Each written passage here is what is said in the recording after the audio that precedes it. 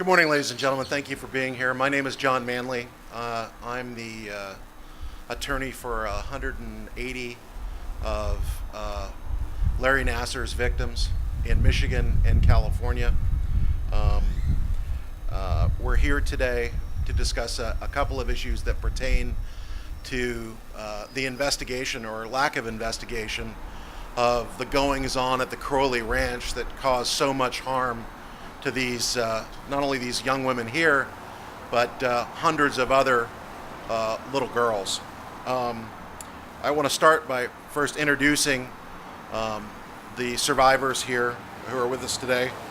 First is Jamie Dancher, NCAA champion gymnast and bronze medalist from 2000, Jamie. Jeanette Antolin, NCAA champion gymnast and former national team member. Jeanette. Kyla Spiker, who's a competitive gymnast from Michigan. Autumn Blini and Chris Blini. Autumn is 16 years old, is a survivor of Larry Nassar, was abused after 2015 and has never spoken publicly before today, so we're particularly proud of her courage. Lindsey Lemke, national team, junior national team member, and her mother, Christy Lemke. Lindsey had gone to the ranch and again was abused after June of 2015 when Marta Caroli was told, specifically in Amici was told, that Larry Nassar had abused national team gymnasts and Olympians. I'm also pleased to introduce Mo Aziz with Abraham Watkins, who's one of the Texas lawyers that's doing these cases, and Michelle Simpson-Teagle, who is another attorney doing the cases from Waco, and attorney Brittany Nickel from the White Law Firm in Michigan, who'll contrast what the Michigan Attorney General has done versus the lack of investigation here in Texas.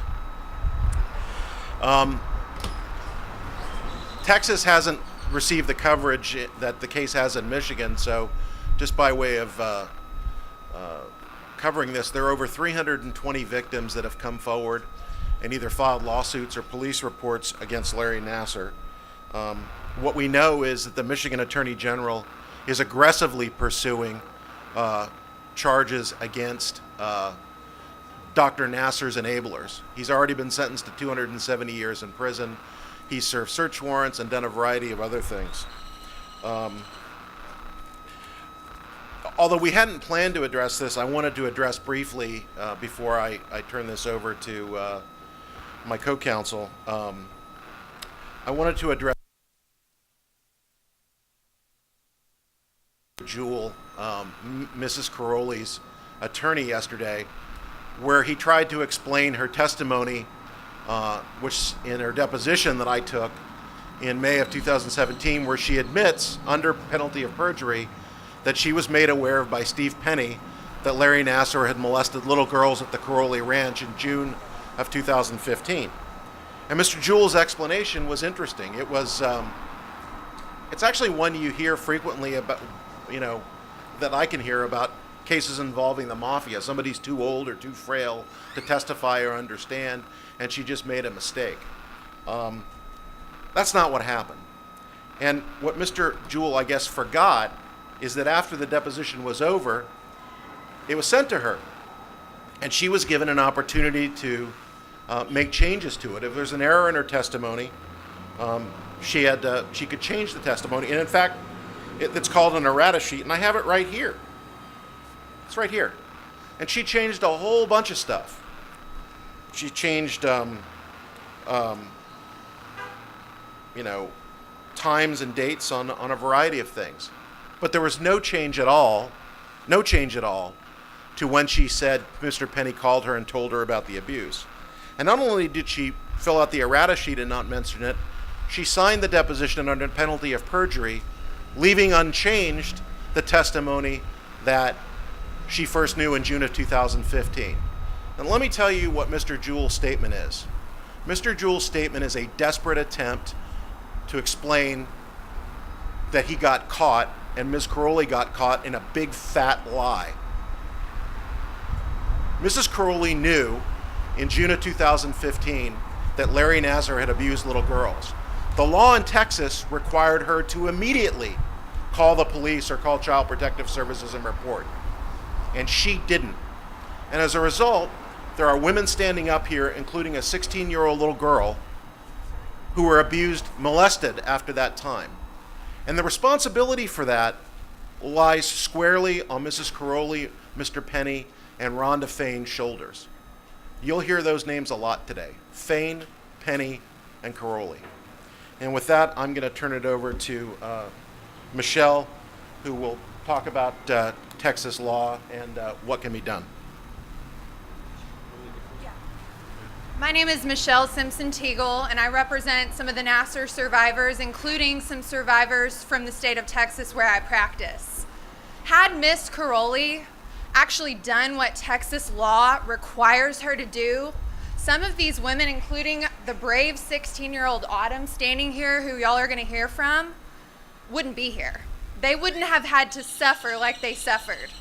Now, I'm going to break down and just talk a little bit about Texas law, because Texas law requires a person, not even a professional, but a person, to immediately report child abuse, or it is a crime.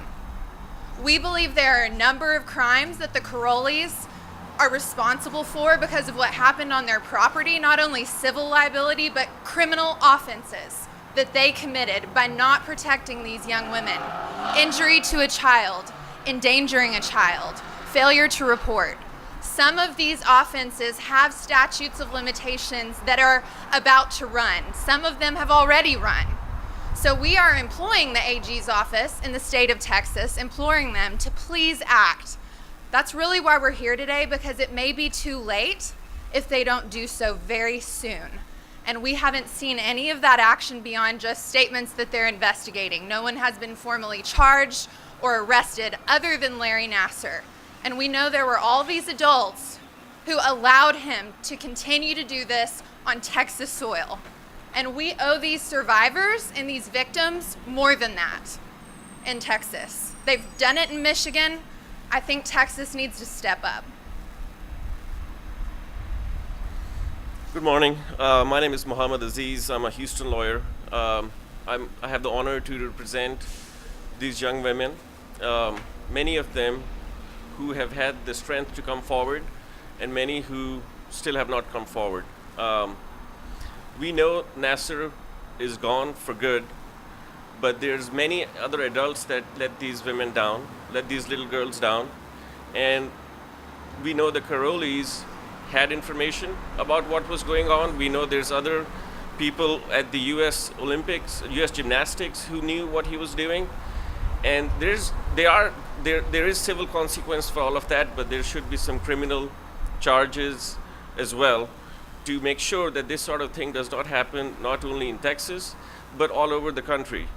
These little girls were let down by adults who profited from their hard work. These girls were performing, were training, they gave their lives to train for their country, and in return, they were let down and allowed to be abused hundreds of times by Nassar. We are requesting the AG to take steps to make sure that everybody involved that is responsible for allowing these girls to be molested should be prosecuted. Thank you. Good morning. My name is Brittany Nickel. I'm an attorney from Michigan who represents dozens of survivors. As was discussed, currently the Attorney General in Michigan is acting aggressively. He has appointed a special prosecutor for this independent investigation. Also, numerous search warrants have been executed.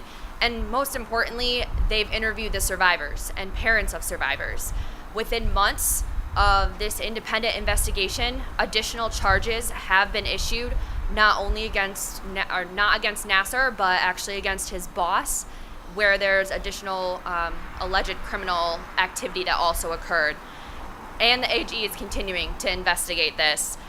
All of this is happening in Michigan, and those that are we're enablers are being held accountable, and it just can't be held accountable in Michigan, but also in Texas and wherever else the enablers were at. Okay. And now I want to just introduce each survivor and have them speak. First will be Jeanette Antolin. Jeanette? Hi, thank you all for coming. As a survivor, it's extremely disheartening to have to stand in front of you guys and explain why it's important to protect little girls. I remember the Penn State case and how quickly everyone moved on that because it was not just little boys, but it was football. Us as gymnasts, we represent our country. We try to win gold medals for our country, and I feel like we don't get the same attention as a male sport, which makes me very angry. So now we have to come and do press conferences to call for the state of Texas to actually do something and investigate something that is so important, not just to us, but to little girls all over the country that are trying to do a sport that they love. I just hope that our message is being heard and that action is going to be taken, because up until this point, nothing has really been done. And I don't think it's fair as a survivor to stand by and wait for people to do the right thing and make us come and stand in front of media and beg for the right thing to be done. As adults, it's our responsibility to take care of kids, and I hope that the message gets across that this is what needs to be done. Thank you. Thank you, Jeanette. Next will be Lindsey Lemke, and if her mom, Christy Lemke, wants to come up as well. Hi there, my name is Lindsey Lemke, and this is my mom, Christy Lemke, and I wanted to touch a little bit on the age range of survivors that we have standing here today. We have ladies in their 30s. We have one who is a mom with a child, and we also have a 16-year-old, near 20 years difference from when they were abused. And if that doesn't speak volumes to people, I don't know what does, because there were girls being abused when I was born, when I was 1, when I was 2, when I was starting gymnastics, and those girls were going to the Olympics and being abused at the age of 16 already. And throughout that period of time, there were so many cries for help, and there were so many little girls who didn't know what to do, didn't know how to go about what was happening, being uncomfortable, and they cried out for help and nothing happened.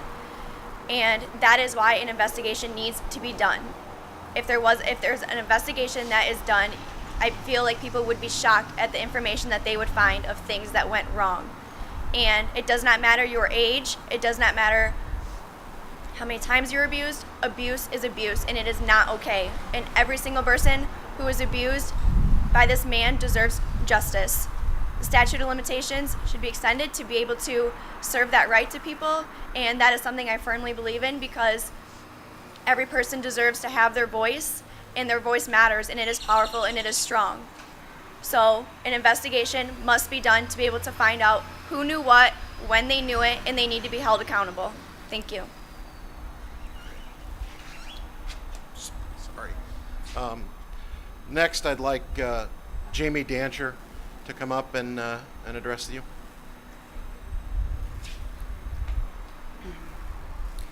I can't understand why this is not taken seriously in Texas right now. As Jeanette said, in Penn State, it was football. There's 33 victims. How many little girls and young women does it take to take sexual abuse seriously?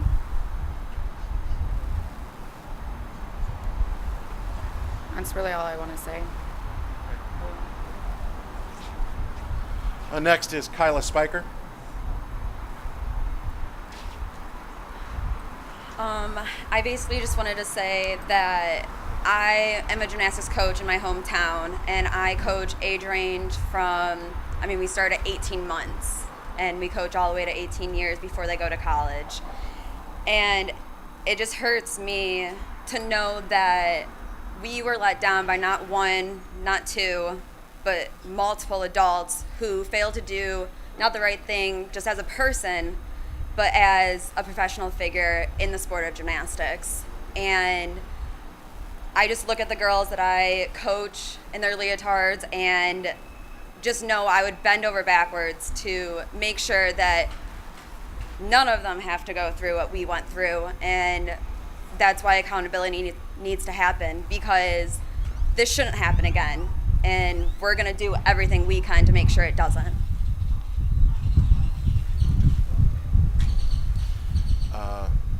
So next is Autumn Blini and her mom, Chris Blini. And again, this is the first time that Autumn has spoken publicly.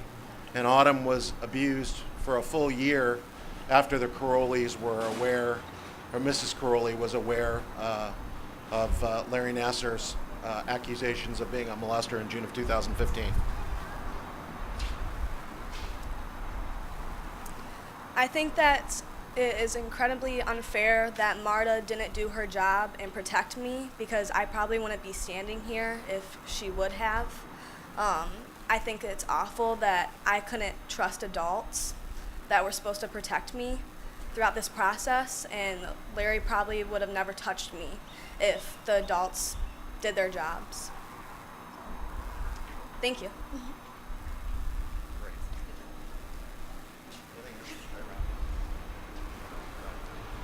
So, a final word. Mr. Attorney General, there are 320 women and girls who cry out today for your help. Your job, sir, is justice. Your job, sir, is to find the truth. And if 300 girls being molested, 300 plus girls being molested, doesn't justify an investigation to find the truth and to find out what happened, then for God's sakes, what does? Thank you.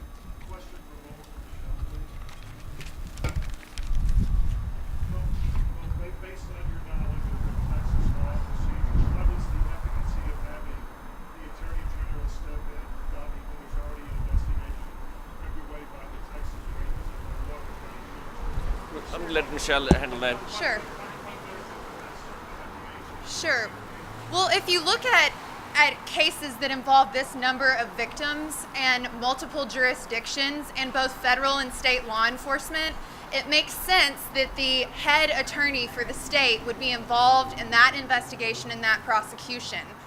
If you look on the Attorney General's website, one of their duties is a liaison between state and federal government. We know that one of the initial reports was made to the federal government.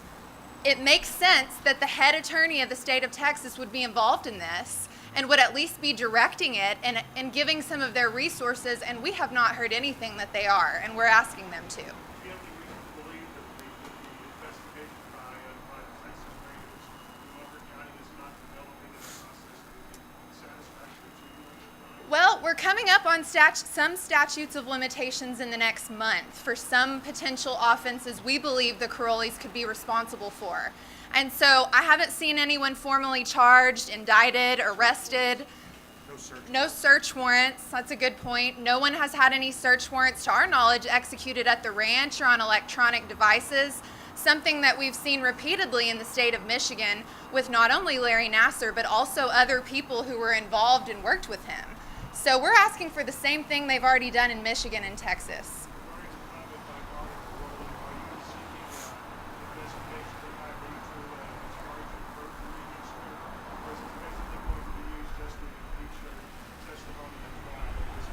I mean, I think a perjury charge is something that's definitely possible, but our concern is holding her accountable for her failure to these little girls who are now young women, and for making sure that the people who allowed that to happen, that they're brought to justice. Now, perjury may be a part of that, but her failures under Texas law to report and to protect these young women, that's really what we're concerned about, and that's what we're asking the AG's office to dig into and actually do their job. I think Walker County, we haven't heard anything. I mean, we just don't know. I mean, we haven't seen anyone formally charged, arrested, or indicted. We've seen that in Michigan. Where are they? What are they doing? Tell us. Act. I mean, at the end of the day, it's the state of Texas. Step up. Are you going to actually make a formal request to the AG's office, or is this the extent to which you're going to? So if he doesn't get the message here, I don't think a formal request is going to do it. If he wants a letter, I'll send it.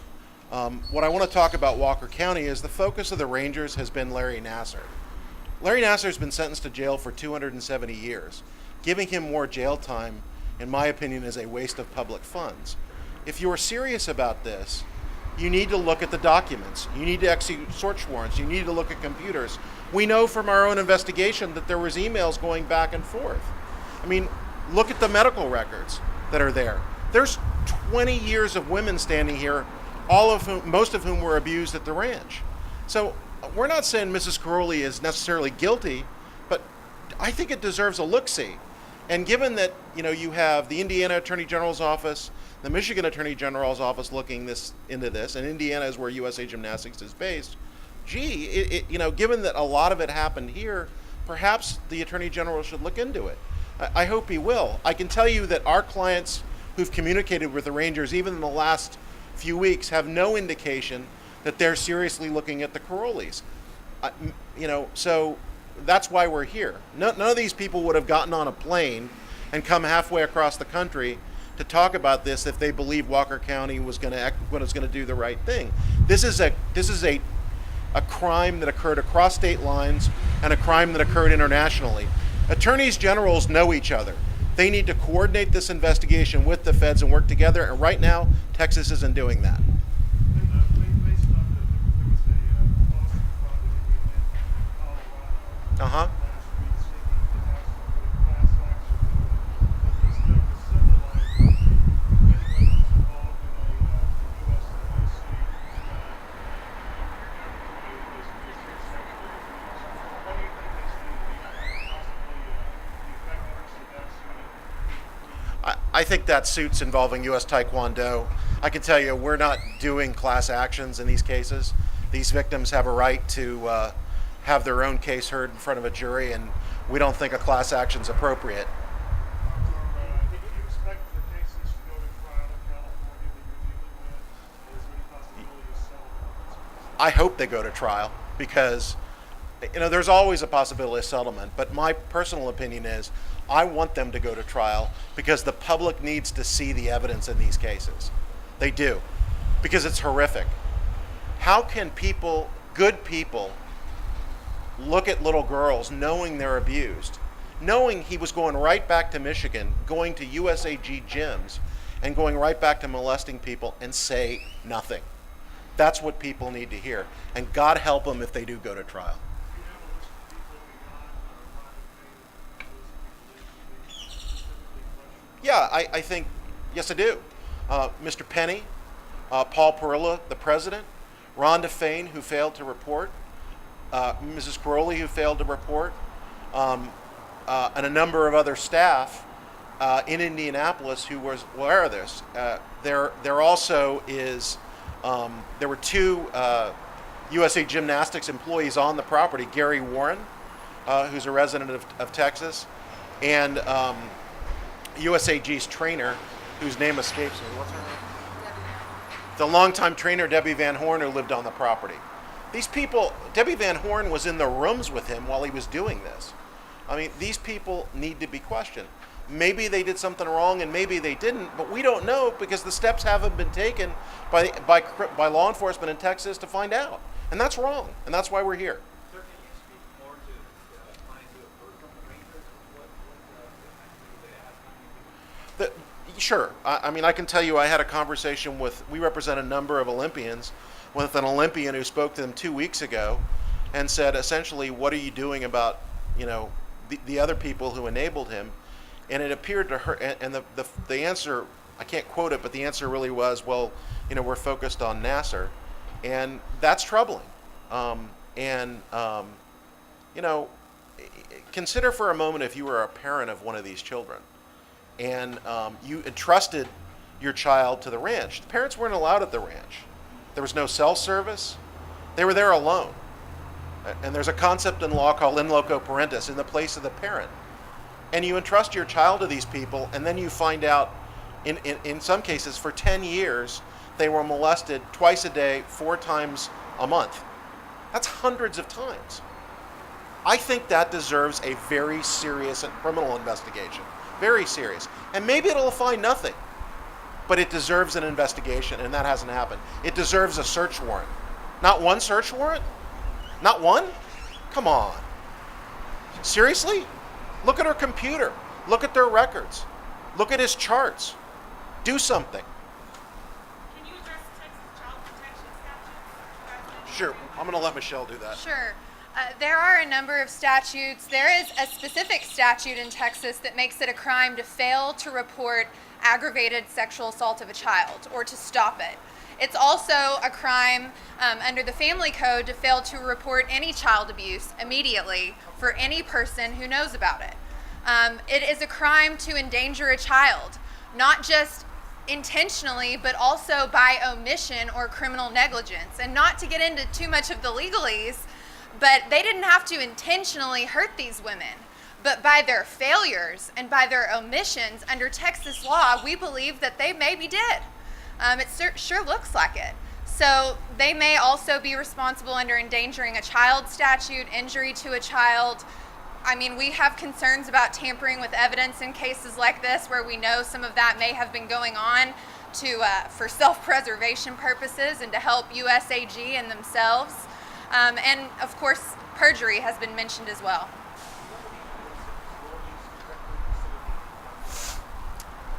I didn't hear the question. Do we have any evidence? Well, you mean aside the fact they invited him for 20 years and let him be alone in the rooms with women in his hotel rooms?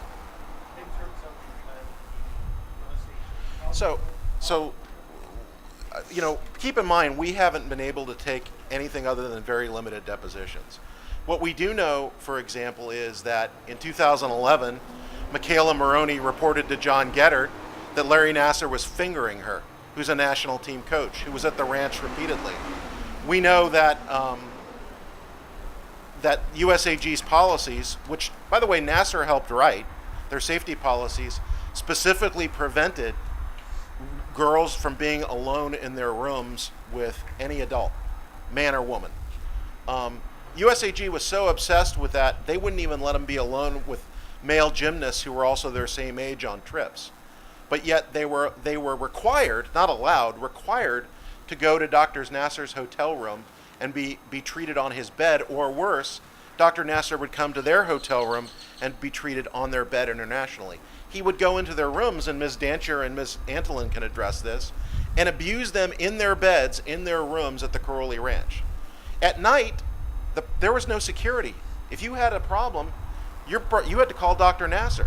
I have yet for anyone at USA Gymnastics, any coach or anybody, to tell me who was in charge of security at the ranch.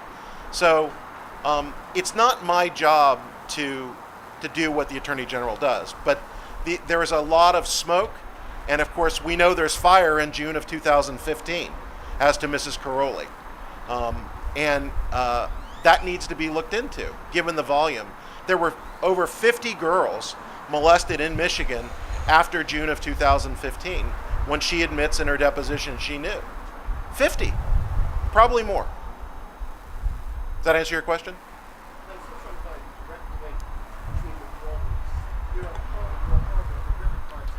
Right. Well, that is the crime, sir. Do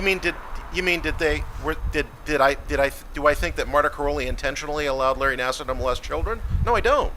I hope not. But do I think that when she became, we do know is when she became aware, under penalty of perjury, she testified to that he had molested or was accused of molesting of Olympians. You know, the girls in question were Michaela Maroney, gold medalist, Allie Raisman, gold medalist, Maggie Nichols, world champion. She found out that in June of 2015. Now, you know, I think any person of goodwill, when you find that out, the first thing you do is you call the police. The second thing you do is get on the phone to the other girls in that time period and say, we found this out, are you okay? Has anybody from USA Gymnastics called any of you and asked if you're okay? No. So the reason reporting statutes exist, and Texas is probably the broadest statute in the country, is to prevent exactly what happened here. We need to take this person off the street and deny them access to their victim pool. And that's the problem here. Maybe there's more. I'm not saying there is or there isn't. That's not my job.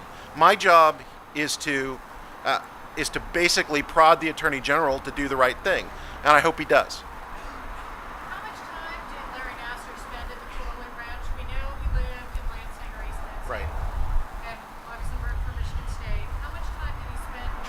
So, yeah, good question. So, in 1997 or 98, the USA Gymnastics system changed. And they began to require gymnasts to come to the Crowley Ranch, which was the national team training center. In 2010 became an Olympic training center for 4 days a month, about 11 months a year. Miss Crowley would have you believe that he was there once or twice a year. That's not true. All of our clients recall him being at almost every camp. Maybe he missed 1 or 2 a year, but the vast majority of the time he was there. So he was there 4 days a month from 98 until 2016. In the run-up to the Olympic Games and the World Championships, he's there from 45 to 30 days every day, giving these girls mandatory treatment. And it's important to remember, you didn't have a choice of whether you went to treatment. You had to go. So that's the answer.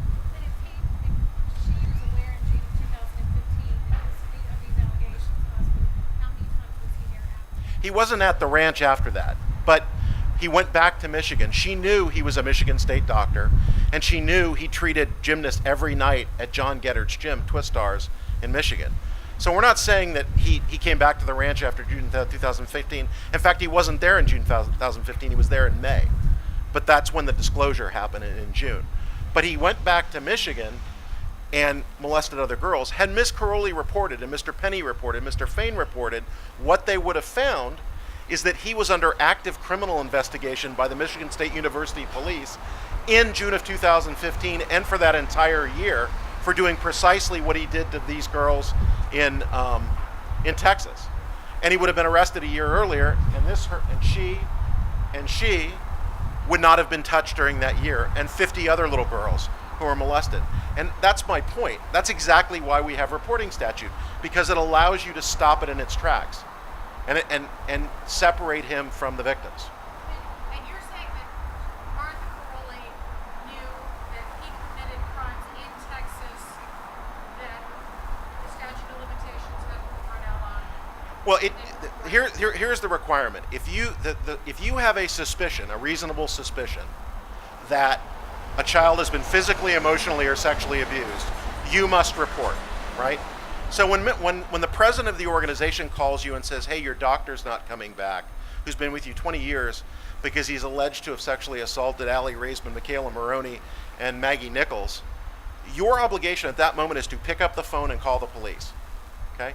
I think you also have an obligation to ensure, at least a moral obligation, if not a legal one, that he's separated from his victim pool. She didn't do that. Nor did Rhonda Fain, the head of the women's program, nor did Mr. Penny. Mr. Penny waited 5 weeks and then finally called the FBI. Instead, what they did is hire an unlicensed investigator to investigate whether they should report. Well, you had enough information to investigate, you had enough information to report. That's the law. So you're saying basically after June of 2015, what she did was nothing, when she was required to do something. She did worse than nothing. She stayed silent, which is tantamount to actively concealing it. I mean, we know that some of the most famous names in gymnastics continue to go to the ranch. We now know they're victims, and nobody got them help. Most of those women on that team, on the Olympic team, I can tell you I represent Ashton Locklear, who's a 2016 Olympic alternate who lives in Houston, and she and her teammates learned about it on the television. That's the first time they heard about it. No one from USA Gymnastics ever called them and said, this isn't treatment, this is abuse. And we're really sorry. What USA Gymnastics did is they let Nasser put out a Facebook post and a false narrative that he was retiring so he could run for school board in Michigan. They absolutely knew he was doing that. He told them that was he was going to do, and that's what he did. And every day he would go to his office at Michigan State after June of 2015, and every week he would go to Twistars, and he would abuse little girls in that room, putting his bare hand in their vagina and their anus. And all the time, Mrs. Caroli knew that allegation was there, and she did nothing. That deserves an investigation. Other questions? Ma'am.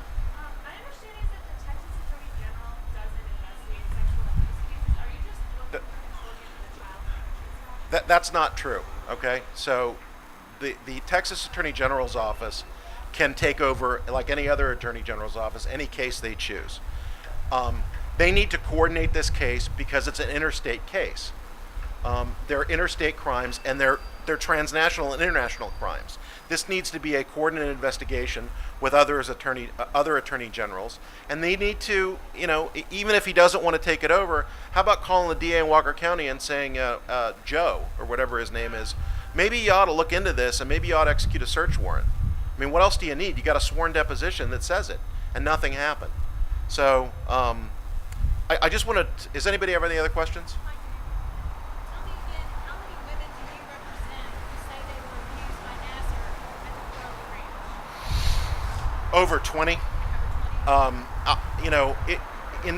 In the course of his time at the ranch, I would estimate there's probably, 200 women who were there. Many have come forward. Some probably haven't.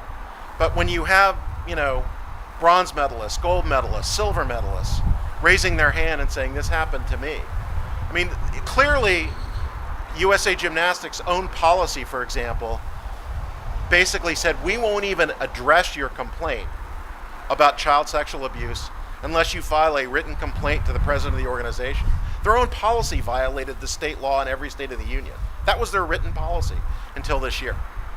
I just want to tell everybody, we have if you want to do individual interviews, we've got a banquet room across the street we reserve, so if you want to talk to any of the survivors one-on-one, they're available, and you just need to walk across the street and we'll accommodate you. Okay, thank you so much for coming.